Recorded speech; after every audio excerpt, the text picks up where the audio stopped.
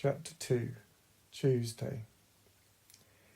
The morning after Grimble had eaten his coconut tart, he woke up very early, because one does not sleep very well on fresh coconut tart, eaten hot from the oven. He rushed downstairs. On the mat, he saw another telegram, addressed to him with the word priority stamped on one corner. Priority means very important, very urgent. He opened it carefully and read the message. Grimble, take no notice of yesterday's telegram. Love, Father and Mother.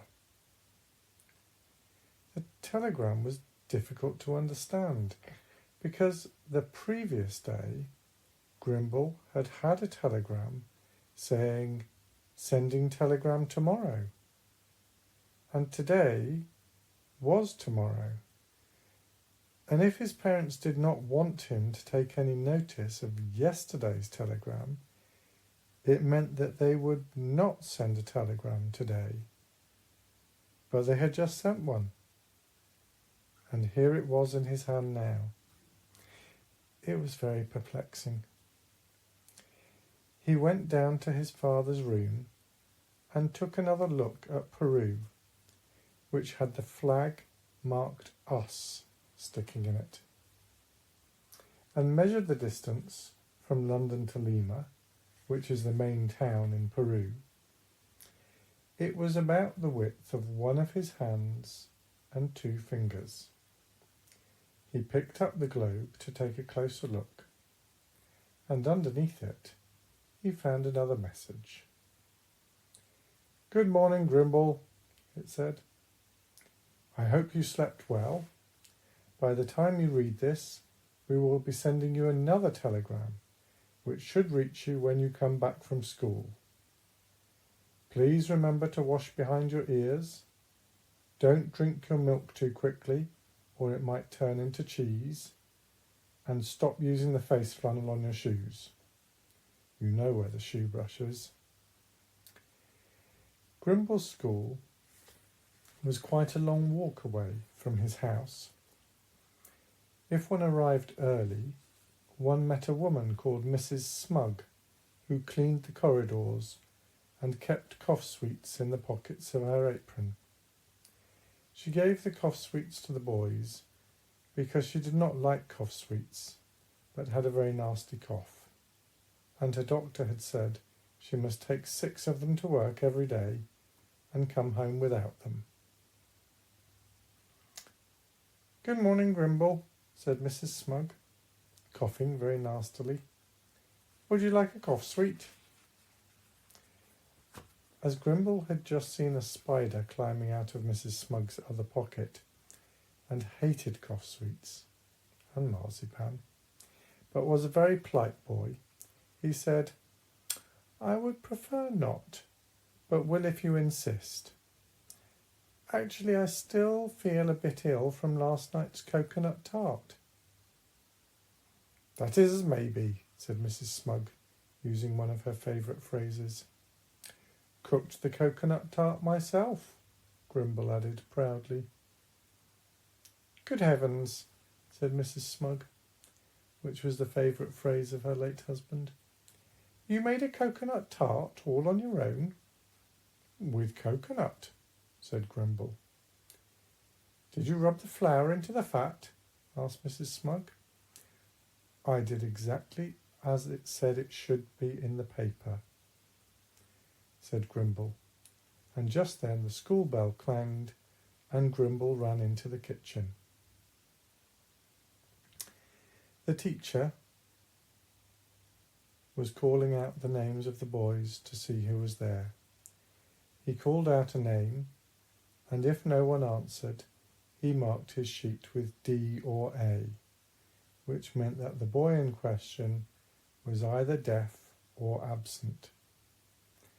If any boy's name was marked D or A for more than a week, he would send a doctor to the boy's house. The doctor always carried an ear syringe in case it turned out that the boy was deaf. Gamble, said the teacher. Here, sir, said a boy. Glitter, sir, said another. Green. There was a silence. Come on, Green, said the teacher. Speak up, boy, I can't hear you. As nothing happened, and no one said anything, the teacher marked him D or A and called out, Grimble. Here, sir, said Grimble. That morning they had history. I want, said Mr. Willow, the history master, you boys to write down the names of all the kings and queens of England while I sit down at my desk and watch you. There will be no talking, and the last boy to finish must stay behind after school and mend my bicycle pump. 5 minutes later, Mr. Willow was asleep in his chair, and the boys were making paper darts out of their exercise books and floating them all over the classroom. When the bell rang for the end of the lesson, Mr. Willow woke up and said, There now, let that be a lesson to you. I hope you have learnt something. Battle of Waterloo 1815, Magna Carta 1215, lunch 1:15. Lunch on a Tuesday was sausages and mash, unless they had had sausages and mash on Monday, in which case it was shepherd's pie made from yesterday's cut-up sausages covered with old mashed potatoes. None of the other boys were very keen on the food, which is probably why so many stayed away from school. But Grimble liked it very much. He liked everything about school because it was tidy and organised, and he always knew what was going to happen next, which was a nice change from his life at home. After lunch, it was sport. The boys got into a coach and were taken to a playing field by the side of a wood, where there was one goal at the top of a hill. Some of the older boys said that there used to be another at the other end of the field, but a few years ago, on Guy Fawkes night, someone had tied a rocket to the goalpost, and the whole thing had shot up into the air, and no one had known where it had come down. As shops do not sell single goals, and his school was too sensible to buy 2 goals and be left with one for which they had no use, they played a game called twinge. This was just like football, except that for the first half, 11 boys stood in goal and the other 11 shot the ball at them, and for the second half, everybody changed sides. The team that scored more goals were called the winners and were allowed to go home without having to have a bath. As Grimble's side lost by 61 goals to 2, Mrs. Turtle, the games mistress, kept them quite late, and by the time he got back to his house, the telegram had lain on his doormat for so long the edges were beginning to curl up. He opened the envelope and inspected the message. Thinking about you. Message in the ironing cupboard. Don't forget teeth. Love, Father and Mother. That, decided Grimble, was more like a telegram. He went up to the ironing cupboard, rummaged about a bit among the clothes, and finally, in the pocket of his bathing trunks, he found the message. It was written in green ink on a large squashed fly biscuit and said, "Do not eat this biscuit because eating green ink is bad for you. Love, Father and Mother." If that is a grown-up joke, I'm glad I'm a child, thought Grimble, brushed his teeth angrily, and looked at the list of people his parents had told him to go and see if he needed anything. He quite liked the mosquito household, where he had been yesterday, only by the time he had left the kitchen,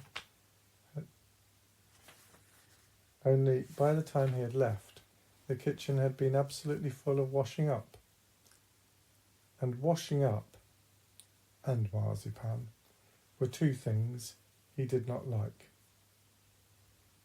So he looked up the next people. These were the Featherstones, who lived next door in a house that had once belonged to a magician and was full of old silk hats and rabbits left behind from the old man's conjuring days. Colonel Featherstone was grey and fierce and was in charge of the army. When he had field marshals in for dinner and found that instead of a napkin his guests got 8 silk handkerchiefs tied together with knots that no one could undo, he did not think this a bit funny. Mrs. Featherstone was a kind lady who cooked muffins for her husband to try to make him happier. But Grimble did not think this worked very well.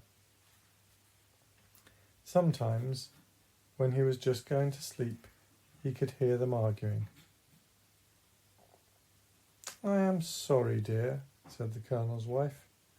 "Attention!" shouted the Colonel. "Left turn, quick march, halt, about turn." It seemed a funny way to live. When Grimble got to the door, he was pleased to see that they were expecting him. "Grimble," said a notice, tied to the stuffed parrot, which served as a bell pull. "Come on in. Quick march, right turn, halt, salute when you see an officer." Grimble came in and found himself saluting the gas cooker, to which was fixed a note, which said, "Grimble, stand at ease. Eat cold meat and salad. Well done." On the table was a leg of something that could have been an elephant, but was probably beef. There was also lettuce and tomato and cucumber and beetroot and radishes and oil and vinegar and salt and lemon juice. On a shelf was a box of eggs and a book which was called Army Manual About Eggs. He propped the book against one of the lettuces and began to read. "Attention," said the first sentence. "This is an egg. Lesson 1. Is it a hard-boiled egg?" Grimble looked at the egg and said, "I don't know." "Well then," said the book, "spin it the way you would spin a top, and if it stands up, it is boiled. If it squelches around slowly, it means the yolk is galumping around inside the shell, and it is raw." He turned the eggs and worked out which were raw and which were boiled. Lesson 2. Open the eggs and see if you were right. This was going to be fun. He took the piles of raw eggs and hard-boiled eggs and saw how many mistakes he had made. Lesson 3. How to make a halved, hard-boiled egg. Take knife in right hand. Hold egg with left hand. Push knife down. Lesson 4. How to make salad cream called mayonnaise. Having made the mayonnaise, he dipped the hard-boiled egg halves into it and ate them. As there were lots and lots of pages of the manual still to read, he decided to look to the end of the book, because usually, if you turn to the last page, you get the best part.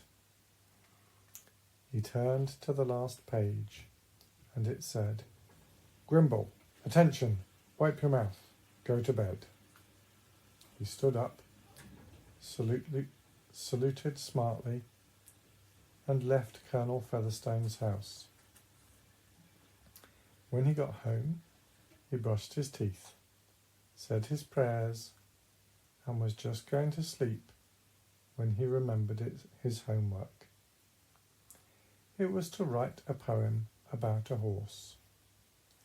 So he got a piece of paper and wrote, "The Horse" by Grimble. A horse has got more legs than I, but fewer than a centipede. He wears a bridle instead of a tie, and is sometimes called a steed. The end. Then he went to sleep. Good night, my love. Love you so much. Have a lovely sleep.